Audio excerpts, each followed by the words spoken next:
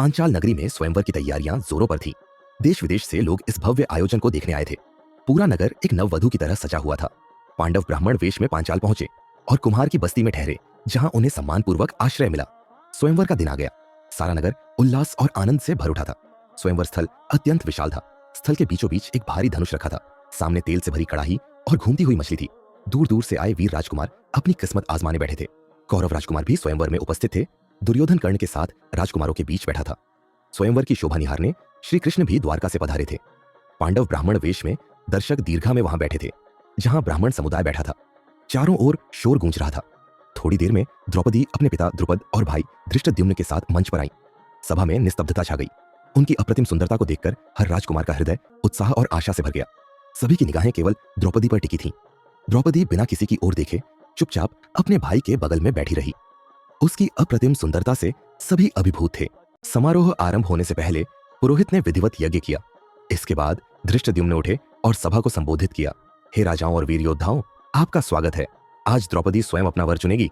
राजकुमारी उसी वीर पुरुष का वरण करेगी जो योद्धा तेल की कड़ाही में मछली की परछाई देखकर धनुष से तीर चलाकर लक्ष्य को 5 बार भेदेगा। अब आप लोग एक एक कर आगे बढ़िए और अपनी धनुर्विद्या का परिचय दीजिए। सभी की निगाहें विशाल धनुष और ऊंचाई पर घूमती मछली पर टिक गईं। राजकुमारों ने इससे सहज समझा, लेकिन जब उन्होंने धनुष उठाने का प्रयास किया तो उन्हें अपनी भूल का एहसास हुआ। लक्ष्य को भेदना तो दूर की बात थी, वे धनुष तक न उठा सके। कुछ राजकुमार तो धनुष को उठाने का प्रयास करते करते पसीने से तरबतर हो गए। कुछ तनिक सा उठा सके तो असहाय भार से हाँफने लगे, और कुछ तो ऐसे थे जो धनुष उठाने के चक्कर में धड़ाम से नीचे गिर पड़े। जैसे जैसे राजकुमार असफल होते गए, सभा में हंसी की लहर दौड़ पड़ी। द्रौपदी मंद मंद मुस्कुरा रही थी। अब प्रश्न यह था, क्या कोई वीर इस चुनौती को पूरा कर सकेगा? दुर्योधन के साथ अन्य अनेक राजा और राजकुमार भी असफल होकर सिर झुकाए बैठे थे। तभी कर्ण अपनी जगह से उठा और धनुष की ओर बढ़ा। कर्ण को देखकर चारों ओर कोलाहल मच गया। लोग कहने लगे, अरे ये तो कर्ण है सारथी पुत्र, भला राजकुमारी क्या इसका वरण कैसे करेगी? कर्ण सधे पगों से आगे बढ़ा और पलक झपकते ही धनुष उठा लिया। जब उसने तेल में लक्ष्य की परछाई की ओर दृष्टि गड़ाकर धनुष की प्रत्यंचा खींची, तभी सभास्थल में द्रौपदी का स्वर गूंज उठा, मैं सारथी पुत्र का वरण नहीं कर सकती। यह सुनते ही कर्ण लज्जा से अभिभूत हो गया। उसने चुपचाप धनुष अपनी जगह रख दिया और सिर झुकाकर वापस लौट आया। अपमान और लज्जा के मारे वह आंखें नहीं उठा पा रहा था। पास ही बैठे दुर्योधन ने कहा, तुम वापस क्यों लौट आए? तुमने लक्ष्य का भेदन क्यों नहीं किया? द्रौपदी को बोलने का कोई अधिकार नहीं। क्या तुम जानते नहीं कि स्वयंवर का नियम है कि कोई भी विरोध कर सकती नहीं? जो भी शर्त पूरी करेगा उसे ही कन्या उरेगी। कर्ण खिसियानी सी हंसी के साथ बोला, मुझे द्रौपदी पसंद नहीं। इस प्रकार समस्त राजकुमार और राजा असफल होकर बैठ गए। यह देखकर पांडव का रक्त खौलने लगा। भाइयों के कहने पर अर्जुन अपनी जगह से उठा और धनुष उठाने आगे बढ़ गया। एक तेजस्वी ब्राह्मण युवक को धनुष उठाने के लिए बढ़ते देखकर सभा में फिर से हलचल मच गई। लोग सोचने लगे कि जो कार्य क्षत्रियों से नहीं हो सका वह ब्राह्मण से कैसे संभव होगा। राजकुमार चिंतित थे कि यह ब्राह्मण आखिर क्या खाकर धनुष उठा सकेगा, लेकिन श्री कृष्ण ने उसे पहली नजर में ही पहचान लिया था। उन्होंने अपने भाई बलराम से कहा, अरे यह तो अर्जुन है। इसका अर्थ है कि पांडव जीवित हैं, जलकर नहीं मरे। अर्जुन तो स्वाभाविक रूप से महान धनुर्धर थे। उन्होंने धनुष ऐसे उठा लिया जैसे वह कोई खिलौना हो। फिर तेल की कड़ाही में देखते हुए उन्होंने निशाने की ओर तीर चलाने शुरू कर दिए। एक एक करके उनके 5 तीर ठीक मछली की आंख पर जाकर लगे। अब तो सभा में हर्ष और उल्लास छा गया। वातावरण तालियों की गड़गड़ाहट से गूंज उठा। लोग अर्जुन की वीरता की प्रशंसा करने लगे, लेकिन कई राजकुमार और राजा इससे प्रसन्न नहीं थे। उन्होंने खड़े होकर विरोध किया, यह अन्याय है। स्वयंवर में केवल क्षत्रिय ही भाग ले सकते हैं, कोई ब्राह्मण राजकुमारी का पति नहीं बन सकता। लेकिन द्रुपद ने किसी की नहीं सुनी। वे बोले, आप सभी जानते हैं कि स्वयंवर में जाति पाति और ऊंच नीच का भेदभाव किए बिना कोई भी भाग ले सकता है। और फिर क्षत्रिय राजवंश को भी पूरा अवसर दिया गया था, लेकिन उनमें से कोई भी अपनी वीरता का प्रदर्शन नहीं कर सका। अब यदि इस ब्राह्मण युवक ने अपनी योग्यता सिद्ध की है तो उसका विरोध करना उचित नहीं है। जाओ पुत्री द्रौपदी, इस ब्राह्मण युवक का वरण करो। द्रौपदी पहले ही उस तेजस्वी ब्राह्मण अर्जुन पर मोहित हो चुकी थी और उसकी वीरता देखकर उसे मन ही मन अपना वर मान चुकी थी। वह धीरे धीरे आगे बढ़ी और वरमाला अर्जुन के गले में डाल दी। सभा में हर्षध्वनि गूंज उठी। पांडव प्रसन्न थे, लेकिन पराजित राजकुमारों का क्रोध चरम पर था। वे पहले से ही हार से निराश थे और अब एक ब्राह्मण को द्रौपदी जैसी सुंदर कन्या प्राप्त होते देख वे अपमानित महसूस करने लगे। उन्होंने राजा द्रुपद से कहा, अगर आपने इसे रोका नहीं तो हम कठोर कदम उठाने को बाध्य होंगे। एक ब्राह्मण को द्रौपदी सौंपना धर्म के विरुद्ध है। राजा द्रुपद ने कुछ नहीं कहा, बस वरवधु को आशीर्वाद दिया। अर्जुन द्रौपदी का हाथ पकड़कर भाइयों की ओर बढ़े। राजकुमार चिल्लाए, ये धोखा है, हम द्रौपदी को इस ब्राह्मण के पास नहीं जाने देंगे। सभा में हंगामा मच गया। सभी राजकुमार अर्जुन की ओर बढ़े, लेकिन अर्जुन ने उन्हें ललकारा। उनके चारों भाई युद्ध के लिए तैयार हो गए। स्वयंवर का मंच युद्ध भूमि में बदल गया। पांडवों ने वीरता से राजकुमारों को परास्त किया। भीम ने अपने दोनों हाथों में वृक्ष के मोटे तने उठा लिए और उन्हें गदा की तरह घुमाकर राजकुमारों पर प्रहार करने लगे। अर्जुन ने भी अपने तीरों से उन्हें लहूलुहान कर दिया। पांडव सभी राजकुमारों को पराजित कर द्रौपदी को सुरक्षित ले आए। फिर अर्जुन अपनी नववधु और भाइयों के साथ कुम्हार के घर की ओर चल पड़े। कुंती घर में अकेली थी और व्याकुलता से अपने पुत्रों की प्रतीक्षा कर रही थी। तभी घर के बाहर 5 भाई पहुंच गए। घर का द्वार बंद था। भीम ने एक नजर द्रौपदी की ओर देखा और फिर अपनी माता को चौंकाने के लिए बाहर से ही पुकारा, माता, माता, आओ देखो, आज हमें भिक्षा में कितनी सुंदर वस्तु मिली है। कुंती ने जब अपने पुत्रों के लौटने की आहट सुनी तो वह प्रसन्न हो गई। उन्हें लगा कि सचमुच आज उन्हें भिक्षा में कोई उत्तम पदार्थ प्राप्त हुआ है। उन्होंने भीतर से ही कहा, बहुत अच्छा, जो भी तुम्हें मिला है उसे तुम पांचों भाई आपस में बांट लो। अरे माता, आपने ये क्या कह दिया? भीम आश्चर्य और चिंता से बोले। कुंती ने जब अपने पुत्रों की घबराई हुई आवाज सुनी तो वह चौंक गई।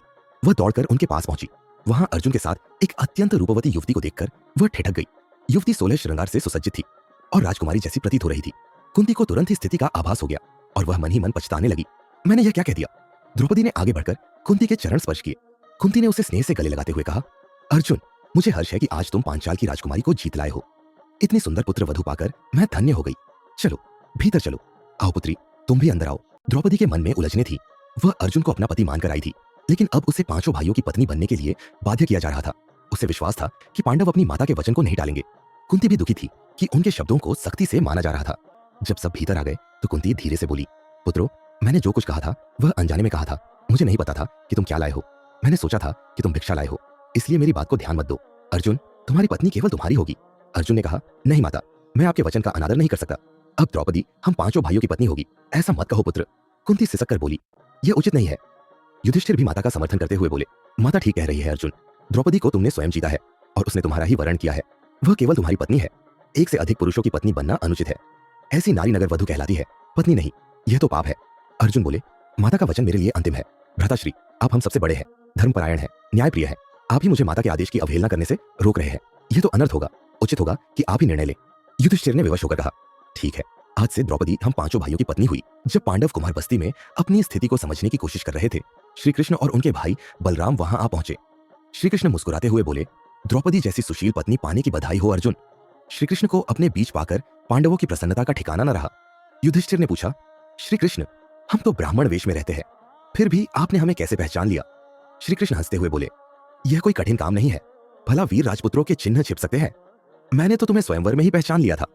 पांडवों ने श्री कृष्ण का स्नेहपूर्वक स्वागत किया और कुछ समय उनके साथ बिताया। फिर श्री कृष्ण ने आशीर्वाद देते हुए विदा ली। इसी बीच द्रौपदी का भाई धृष्टद्युम्न ब्राह्मणों का पीछा करते हुए कुमार बस्ती में पहुंच गया था। वहां उसने श्री कृष्ण और पांडवों की बातचीत छिपकर सुनी और जान लिया कि वे वास्तव में हस्तिनापुर के राजकुमार पांडव हैं। यह जानकर वह प्रसन्न हो गया कि उसकी बहन का विवाह राजकुल में हुआ है। वह अधिक देर वहां न रुका। उसने तुरंत राजमहल लौटकर राजा द्रुपद को यह शुभ समाचार दिया, पिताजी, जिन्हें हम ब्राह्मण समझ रहे थे, वे वास्तव में हस्तिनापुर के राजकुमार पांडव हैं। द्रौपदी ने अर्जुन को अपना पति चुना है। धृष्टद्युम्न का समाचार सुनते ही द्रुपद हर्षित होकर बोले, यह तो शुभ समाचार है। अब मैं द्रोणाचार्य से अपमान का बदला सरलता से ले सकूंगा। पांडवों को शीघ्र ही संदेश भेजो कि वे विवाह की रस्म पूरी करने के लिए यहां पधारे। ऐसा ही होगा पिताजी, धृष्टद्युम्न ने उत्तर दिया। पांडवों को पांचाल नरेश द्रुपद का संदेश मिला कि वे यथाशीघ्र राजमहल पहुंचे ताकि विधिवत विवाह आदि के बारे में विचार विमर्श किया जाए। पांडव पांचाल नरेश के आमंत्रण पर राजमहल पहुंचे। 5 भाइयों के साथ माता कुंती एवं द्रौपदी भी थी। द्रुपद ने उनका उत्साह से स्वागत किया। द्रुपद ने उन पर यह प्रकट नहीं होने दिया कि वे उनकी वास्तविकता से परिचित हो चुके हैं। पांचाल नरेश ने विशेष भोज का आयोजन किया और पांडवों का खूब सम्मान किया। बाद में 5 भाइयों ने राजमहल की सैर की। उन्होंने राजमहल की प्रत्येक वस्तु में खूब रुचि ली। विशेषकर उन्होंने शस्त्रागार में सबसे अधिक समय बिताया। शस्त्रागार में एक से एक अद्भुत अस्त्र शस्त्र रखे थे। वे स्वयं योद्धा थे, इसलिए एक एक अस्त्र उठाकर वे उसका भली भांति निरीक्षण करते और एक दूसरे को उनकी खूबियों के बारे में बताते। पांडवों की शस्त्रागार में रुचि देखकर पांचाल नरेश को उनकी वास्तविकता जानने का बहाना मिल गया। जब 5 भाई राजमहल घूमकर द्रुपद के पास पहुंचे तो पांचाल नरेश ने युधिष्ठिर से कहा, आप लोगों की अस्त्र शस्त्रों में असीम रुचि देखकर मैं शंका में पड़ गया हूं। ब्राह्मण को अस्त्र शस्त्रों में कोई रुचि नहीं हो सकती। यह तो क्षत्रिय का ही शौक है। आप तो कभी झूठ नहीं बोलते। सच बताइए, आप कौन है? अब युधिष्ठिर से अपनी वास्तविकता छुपाई न जा सकी। उन्होंने धीरे से कहा, पांचाल नरेश, आपकी शंका सही है। हम ब्राह्मण नहीं, पांडुपुत्र हैं। वास्तव में हम अपने चचेरे भाई कौरवों के षड्यंत्रों का शिकार होकर दर दर भटक रहे हैं।